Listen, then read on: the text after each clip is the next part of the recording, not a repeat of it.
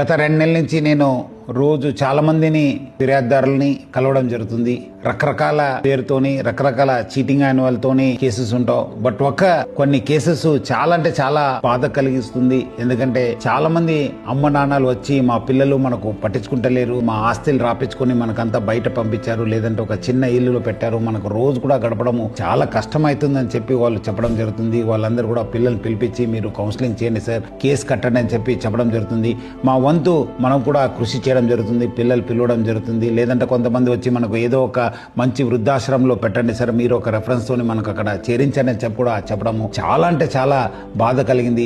మీరు కూడా ఒక రోజు ముసలాళ్ళు అవుతారు, మీకు కూడా ఏజ్ అయిన ఓల్డ్ ఏజ్ సమస్యలు వస్తాయి. అప్పుడు ఇప్పుడు మీ తల్లిదండ్రులను బాగా చూసుకోకపోతే మీ ఒక పిల్లలు కూడా అదే నేర్చుకొని మీకు కూడా అదే పరిస్థితి రావచ్చు. ఎందుకంటే ఈ రోజు ఈ ప్రపంచంలో రావడానికి కారణం వాళ్ళు ఎంతో కష్టపడి మనకు పెంచుంటారు.